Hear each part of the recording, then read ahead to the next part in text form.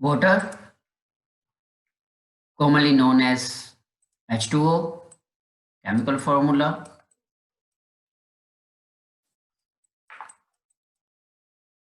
(65% of which of our body consists of water, and there are some plants which contains more than 95% of water in them.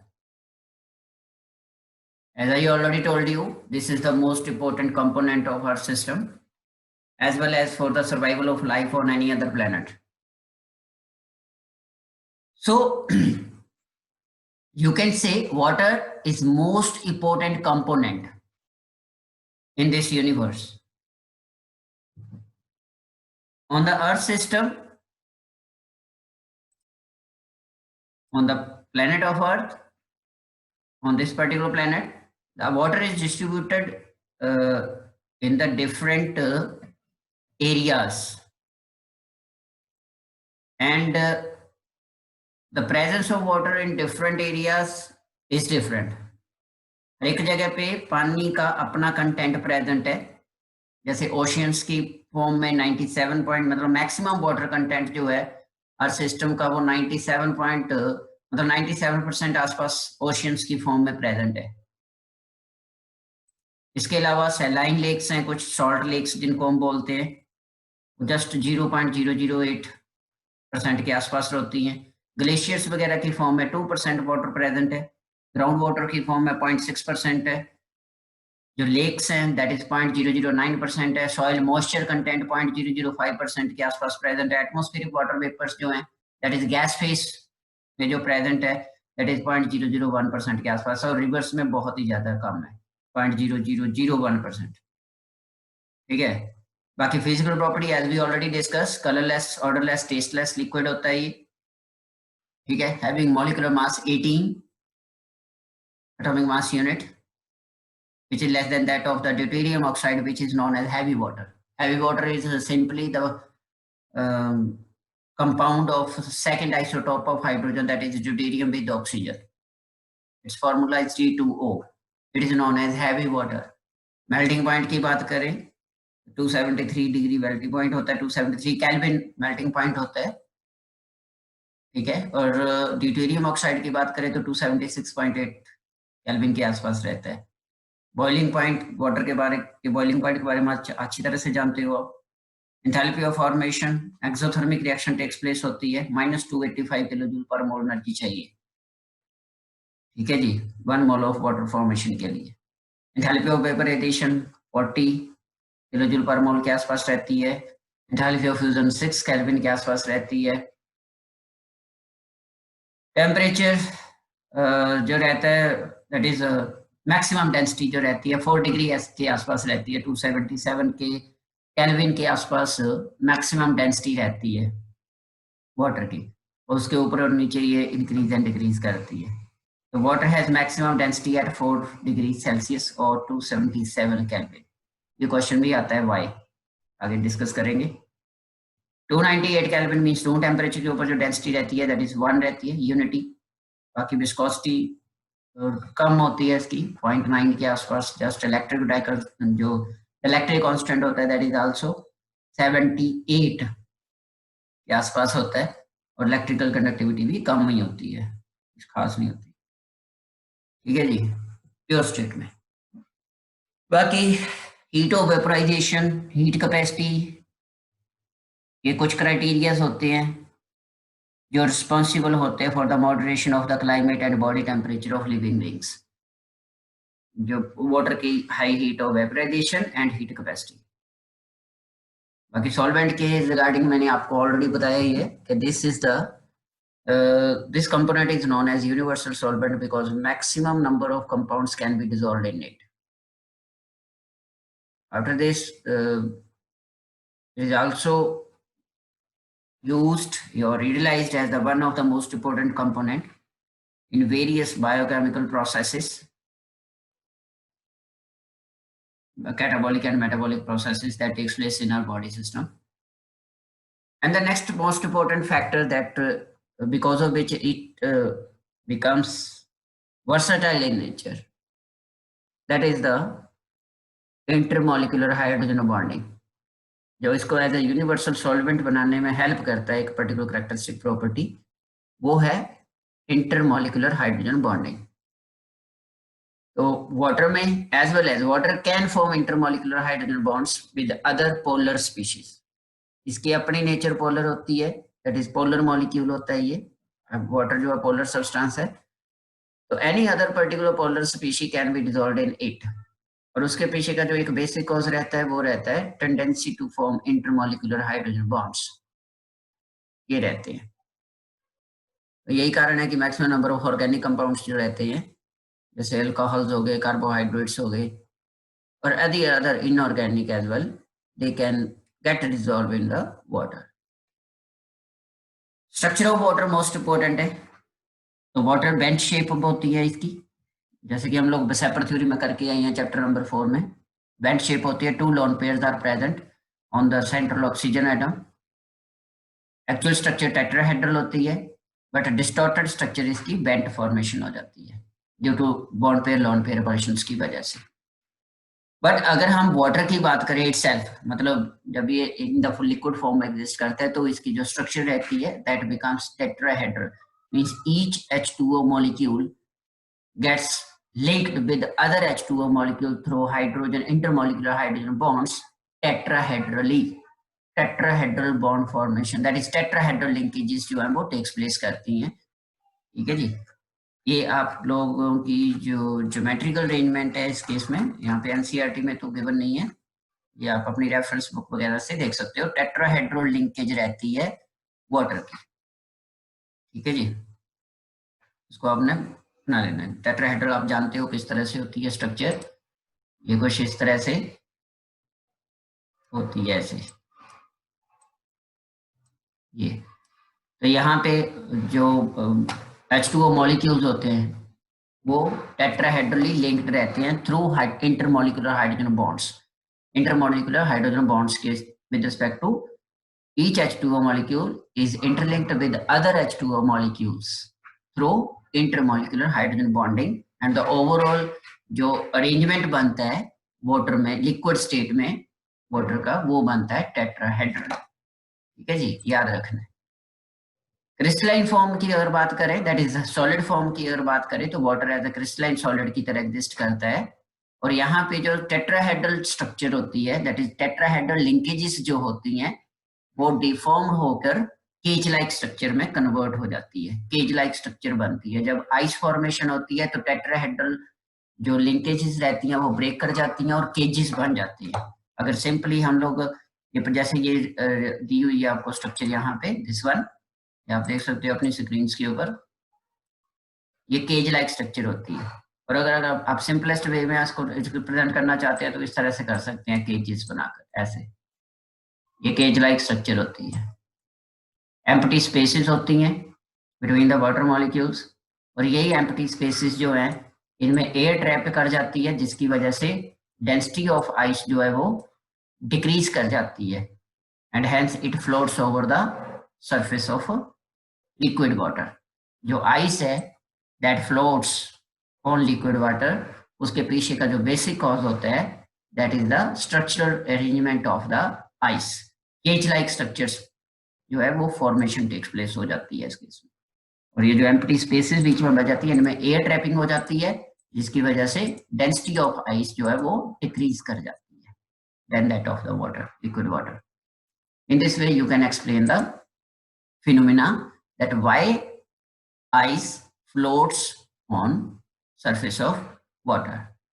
ठीक है जी, इसके अलावा अब ये जो फ्लोटिंग पीसीज होते हैं आइस के, ये एक तरह से इंसुलेशन का काम करते हैं, जिसकी वजह से एक्वाटिक लाइफ जो है वो इवन वेरी कोल्ड एरियाज में भी सरवाइव कर जाती है। फिशेज और एक्वाटिक प्लांट्स वगैरह जो होती है वो डैमेज नहीं होते। उनके पीछे कॉज यही रहता है कि जो आइस है वो क्रिस्टलाइन फॉर्म में कन्वर्ट होकर, मीन सॉलिड फॉर्म में कन्वर्ट होकर ऊपरली जो परत रहती है that is surface of water, तो उसको कवर कर लेता है, और वो जो एक कवरेज रहती है ये डिफरेंट एरियाज में डिफरेंट एक्सटेंट तक हो सकती है। ठीक है जी, मतलब कुछ सेंटीमीटर से लेकर मीटर्स तक रेंज कर सकती है ये। तो उस केस में जो अपर लेयर रहती है, मतलब ये जो लेयरिंग हो जाती है, ice layering over the surface of water, ये एक तरह से ब्लैंकेट का काम करती है। ये जो कूल मीन्स टू से लो टेम्परेचर कंडीशंस होती हैं, वो इसको क्रॉस नहीं कर पाती, जिसकी वजह से जो एक्वाटिक लाइफ है वो रिटेन्ड और सस्टेन्ड रहती है उसके इसमें। तो ये रहता है। तो ये क्वेश्चंस बनते हैं आपको। एक क्वेश्चन बन जाता है कि why ice floats over water, ठीक है। और दूसरा, even at cold areas the aquatic life retains as it is, means fishes or aquatic plants survive even at very cold areas। उसके पीछे का जो रीजन रहता है वो रहता है इंसुलेटिंग नेचर ऑफ आइस, ठीक है जी, इंसुलेट करती है। So this is the about the structure of ice and water. Open cage like structure बन जाती है, वाइड होल्स हो जाते हैं, जिसकी वजह से एयर ट्रैपिंग हो जाती है। और यही जो एयर ट्रैपिंग हो रही है ये वाटर आइस की डेंसिटी को डिक्रीज कर जाती है, and hence ice floats over water. Then next chemical properties of water. Chemical properties of water में यहाँ से मोस्ट इंपोर्टेंट क्वेश्चन एक प्रोड्यूस होता है, amphoteric nature. Show that water is amphoteric in nature, मतलब नीदर एसिडिक नॉर बेसिक। तो इस case में हम जो in support of amphoteric nature के केस में जो आप लोगों ने रिएक्शंस देनी है वो देनी है, one of the reactions with acidic content, acidic species के साथ, and with one with the basic species के साथ। जैसे यहाँ पे इन्होंने दिया हुआ है, first ammonia. Ammonia is a Lewis base होता है। जब अमोनिया के साथ वाटर को ट्रीट किया जाता है तो वहां से ammonium ion and OH negative ion produce करते हैं, जो इसकी एसिडिक नेचर को शो कर रहे हैं। और सेकंड में H2S हाइड्रोजन सल्फाइड के साथ इसको रिएक्ट करवाया जा रहा है, तो वहां पे हाइड्रोनियम आयन प्रोड्यूस हो रहे हैं, ठीक है, जो इसकी बेसिक नेचर को शो करते हैं। बायसल्फाइड आयंस प्रोड्यूस हो जाते हैं। So autoprotolysis is one of the another you can say chemical reaction, that is self ionization of water, which represent the amphoteric nature of water. तो self ionization हो जाती है, with the result of which it produce hydronium ions and hydroxyl ions। मतलब आपका conjugate acid produce हो रहा है और conjugate base प्रोड्यूस हो रहा है। तो इस तरह से ये रिएक्शन जो है ये सपोर्ट करती है इसको एम्फोटेरिक नेचर ऑफ वाटर को।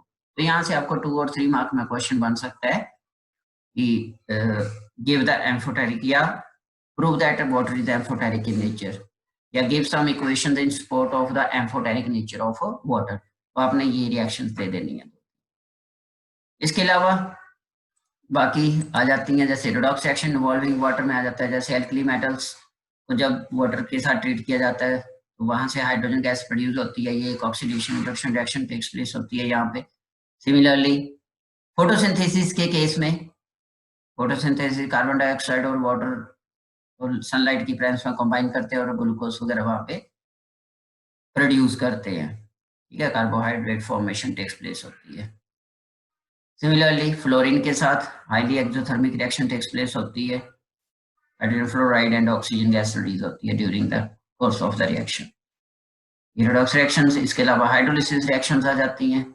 Different compounds gets hydrolyzed in the presence of water, जैसे फॉस्फोरस पेंटॉक्साइड की जो हाइड्रोलिसिस होती है वो फॉस्फोरिक एसिड प्रोड्यूस करती है, दिस इज फॉस्फोरिक एसिड, ठीक है। ऑक्सो एसिड होता है ये फॉस्फोरस का, इसके बारे में आप +2 स्टैंडर्ड में स्टडी करोगे जब पीपल लोग स्टार्ट करेंगे +2 में। इसी तरह से सिलिकॉन टेट्राक्लोराइड है, उसकी जब हाइड्रोलिसिस करते हैं तो वहां पे सिलिका प्रोड्यूस होता है, SiO2 along with the hydrochloric acid के साथ। इस तरह से आप ये हाइड्रोलिक रिएक्शंस जो है वो शो कर सकते हैं। इसके अलावा हाइड्रेट बनाता है वाटर, ठीक है, कोऑर्डिनेटेड वाटर बोलते हैं इसको, इंटरस्टिशियल वाटर हो जाता है, हाइड्रोजन बॉन्डेड वाटर होता है। ये hydrates complex compound forming tendency रहती है, कहने का मतलब water with different species form hydrates, ठीक है जी। Hydrates actually these are the complex compounds, that is coordinate compounds होते हैं विद डिफरेंट स्पीशीज के साथ, ये रहते हैं। तो यहाँ से ये केमिकल प्रॉपर्टीज है रिगार्डिंग कुछ रिएक्शन आपने यहाँ पे मोस्ट इंपोर्टेंट जो रिएक्शन है वो आपके पास एम्फोटेरिक नेचर है वाटर की, तो इसको आपने अच्छी तरह से कर लेना है, बाकी थोड़ा बहुत रीड आउट कर लेना। ठीक है जी, कुछ खास मतलब ज्यादा डिफिकल्ट वाला काम नहीं है, यहाँ पे डिफिकल्टी ज्यादा नहीं है। इसके बाद नेक्स्ट आता है आपके पास हार्ड एंड सॉफ्ट वाटर। तो water actually this is one of the most important है ये hard and soft water, what depending upon the dissolved content of the minerals rather than a sample of water. The water is divided into two categories. One is known as hard water and another one is known as soft water. Hard water is that sample which contains excessive amount of the minerals in it, जिसमें specially chlorides हो सकते हैं of different metals के, sulphates हो सकते हैं, carbonates हो सकते हैं, बाइकार्बोनेट्स हो सकते हैं एंड अदर इम्प्योरिटीज, जो सैंपल ऑफ वाटर को क्या बनाती हैं, हार्ड बनाती है। और soft water which contains appropriate content of the different minerals in it, जो हमारे लिए हेल्पफुल होता है, that is known as soft water. ठीक है, हार्ड वाटर सॉल्ट वाटर होता है, ये सॉल्टी वाटर, जैसे ओशियन वाटर, सी वाटर जो है वो हार्ड वाटर है। ठीक है, इसमें जो मिनरल कंटेंट लेवल रहता है वो हाईएस्ट रहता है, और इसी को इम्प्योर वाटर के नाम से भी जाना जाता है, impure water which can not be drink, जिसको हम पी नहीं सकते, पी भी नहीं सकते, और as well as other purposes जैसे डोमेस्टिक पर्पसेस के केस में भी हम इसको यूज नहीं कर पाते। और सिंपलेस्ट डेफिनेशन जो रहती है hard and soft water, hard water which does not produce lather with soap and soft water which can produce lather with the soap, ये रहती है। यहाँ पे जो हमारे पास है जो ये टॉपिक है पर्टिकुलर, यहाँ पे softening of hard water concept most important है, जो आपको 3 मार्क्स में पेपर में आता है। Softening of hard water means how hard water gets converted into the soft water, soft water में कैसे कन्वर्ट कर सकते हैं। तो हार्ड वाटर में जब हम इसको ट्रीट करते हैं, ये क्वेश्चन बनता है 1 मार्क में कि why hard water does not form lather with soap, क्यों नहीं बनाता, वो इसलिए क्योंकि जब हम हार्ड वाटर को यूज करते हैं विद सोप तो वहां पे स्कम फॉर्मेशन, स्कम क्या होते हैं, एक्चुअली प्रेसिपिटेट्स होते हैं। ठीक है, मेटल एसीटेट जो बनते हैं, हायर फैटी एसिड्स होता है, सोडियम और पोटेशियम के हायर फैटी एसिड्स होते हैं जो सोप्स होते हैं। तो जब हम सोप को ट्रीट करते हैं हार्ड वाटर के साथ, क्योंकि हार्ड वाटर में ऑलरेडी मेटालिक कंटेंट जो मिनरल कंटेंट रहता है वो मैक्सिमम रहता है, तो वहां पे displacement type of reactions takes place हो जाती हैं और scum formation, scum means to say precipitates बन जाते हैं, जिसकी वजह से क्लीनिंग एक्शन नहीं हो पाता, मींस टू से मिसल्स नहीं बन पाते। आप लोग पढ़ के आए हो मिसल्स के बारे में, क्लीनिंग एक्शन ऑफ सोप्स जो है, ठीक है, वो फॉर्म नहीं हो पाता, जिसकी वजह से लेदर फॉर्मेशन नहीं हो पाती, ये रहता है अनसुटेबल फॉर लॉन्ड्री पर्पसेस, इसी वजह से रहता है ये। इसी के अलावा अगर हम बॉयलर्स वगैरह में भी इसका यूज करते हैं, जैसे थर्मल पावर प्लांट्स वगैरह जो होते हैं, थर्मल पावर प्लांट्स, वहां पे बॉयलर्स के केस में भी हम इसको ज्यादा यूज नहीं कर सकते, क्योंकि ये इंसुलेशन प्रोवाइड करवा रहता है, जो ये मिनरल कंटेंट होता है प्रेसिपिटेट्स होके स्टक अप कर जाता है along the sides of the boiler, जिसकी वजह से इंसुलेशन प्रोड्यूस होती है और they can get burst out। एक तो इंसुलेशन ज्यादा हीट एनर्जी यूज हो रही है, दूसरी बात जो एग्जॉस्ट होते हैं बॉयलर्स के, जहां से स्टीम निकलती है या प्रोड्यूस करनी होती है, वो एग्जॉस्ट धीरे धीरे करके बंद होने शुरू हो जाते हैं, जैम होने शुरू हो जाते हैं, जिसकी वजह से जो है वो जो बॉयलर्स हैं दे कैन गेट ब्रस्ट आउट। आपने न्यूज वगैरह में भी सुना होगा, कई बार एक्सीडेंटल केसेस होते हैं कि बॉयलर फट गया या बॉयलर बर्स्ट आउट हो गया, जिसकी वजह से ये हो गया वो हो गया एक्सेट्रा एक्सेट्रा, ये रहती है। तो ये सारे हार्मफुल इफेक्ट्स होते हैं हार्ड वाटर के। ठीक है जी, ड्रिंकेबल नहीं होता, डोमेस्टिक यूज नहीं कर सकते, इंडस्ट्रियल यूज नहीं कर सकते। अब ये जो हार्डनेस होती है, that is type of the impurities which are present in the water which makes water which makes a particular sample of water hard in nature, ये दो तरह की हार्डनेस होती है। एक होती है टेम्परेरी हार्डनेस, एक होती है परमानेंट हार्डनेस।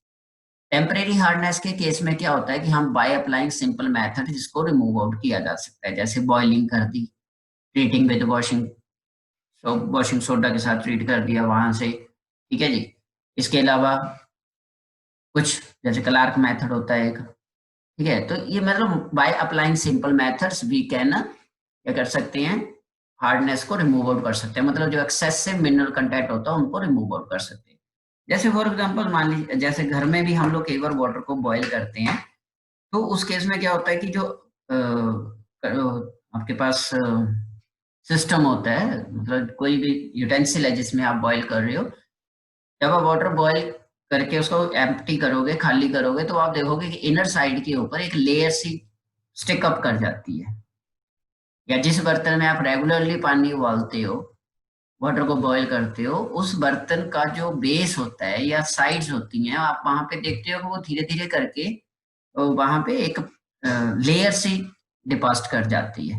वो लेयर और कुछ नहीं होती, वो एक्सेसिव मिनरल कंटेंट होता है जो बॉईल होने के बाद प्रेसिपिटेट आउट हो जाते हैं, ठीक है। तो वो टेम्परेरी हार्डनेस होती है जिसको सिंपल बॉइलिंग के साथ हम रिमूव आउट कर सकते हैं, जैसे ये मैग्नीशियम और कैल्शियम हाइड्रोजन कार्बोनेट्स की साथ जो होती है ये वाली, हीटिंग करते हैं, ये नॉर्मल वाटर जो हम लोग नॉर्मली वाटर यूज करते हैं ना, टैप वाटर, वहां पे यही होती है, टेम्परेरी हार्डनेस होती है। तो जब हम इसको बॉईल कर रहे हैं, जब वाटर को बॉईल करते हैं, तो क्या होता है, मैग्नीशियम हाइड्रोक्साइड, ठीक है, और ये कैल्शियम कार्बोनेट वगैरह ये सेटल डाउन हो जाते हैं in the form of precipitate. जो लेयर बनती है ना आपकी व्हाइट कलर की जो लेयर बनती है, वो इन्हीं की बनती है, magnesium hydroxide, calcium carbonate, etcetera etcetera.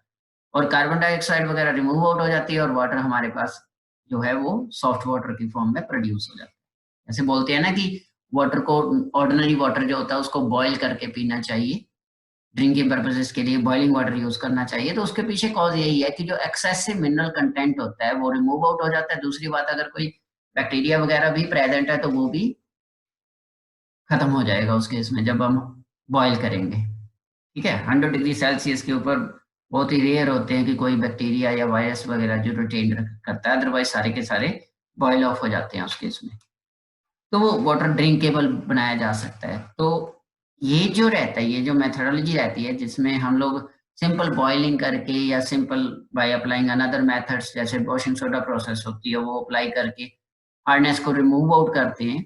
अगर वो हार्डनेस रिमूव हो जाती है, इट मीन्स टू से वहां पे आपके पास क्या है, टेम्परेरी हार्डनेस ऑफ वाटर है, वो परमानेंट हार्डनेस नहीं है। Temporary hardness can be removed out by applying simple methods of boiling etcetera, ठीक है जी। इसके बाद आती है permanent hardness of water. Permanent hardness of water होती है जो सिंपल मेथड्स को अप्लाई करके हम लोग रिमूव आउट नहीं कर सकते। We can't remove the hardness by applying simple methods of boiling और अप्लाइंग वॉशिंग सोडा मेथड और एक्सेट्रा एक्सेट्रा। तो ये परमानेंट हार्डनेस होती है। इसको, इसके लिए फिर हम लोगों को क्या करना पड़ता है, स्पेशल मेथड्स, केमिकल मेथड्स है हमारे पास कुछ जिनको प्रोड्यूस किया गया है, वो यूटिलाइज किए जाते हैं for making the harding, that is making the hard water suitable for the use, मतलब हार्ड वाटर को वो सॉफ्ट वाटर में कन्वर्ट करने के लिए। इसमें दो मेथड्स आते हैं, एक आता है आयन एक्सचेंज मेथड, एक है सिंथेटिक रेजन मेथड। तो ये मोस्ट इंपोर्टेंट 3 मार्क्स में क्वेश्चन पेपर में आते हैं। ये आपको how permanent hardness of water can be remove, उससे पहले क्वेश्चंस बनते हैं कि what do you mean by hardness of water, discuss its types, या what causes the temporary and permanent hardness of water. तो ये कुछ क्वेश्चंस बनते हैं, ये आप लोगों ने कर लेने हैं अपनी नोटबुक के ऊपर एज असाइनमेंट। जो हाइड्रोजन की असाइनमेंट है ये भी मैं आपको आज ही भेजता हूँ, अभी थोड़ी देर में। तो आप लोग साइड बाय साइड जितने क्वेश्चंस, जितने टॉपिक हम कर चुके हैं वो कर लीजिए, प्लस जो आने वाले टॉपिक्स हैं उनको साइड बाय साइड आप कन्वर्ट कर लीजिए, ठीक है, कंप्लीट कर लेना आप लोगों ने। तो ये अब जो परमानेंट हार्डनेस ऑफ वाटर है इसके बारे में हम स्टडी करेंगे अपने नेक्स्ट लेक्चर में, और बाय द नेक्स्ट लेक्चर ये चैप्टर आपका फिनिश अप हो जाएगा, ठीक है। तो आपने पिछले प्रीवियस वर्क को और ये टेम्परेरी और परमानेंट हार्डनेस ऑफ वाटर के कॉजेस, ठीक है, इनको अच्छी तरह से आप लोगों ने स्टडी कर लेना। और केमिकल प्रॉपर्टीज में amphoteric behaviour of water, hydrates क्या होते हैं, ठीक है, इनके बारे में अच्छी तरह से आप लोगों ने लर्न कर लेना है।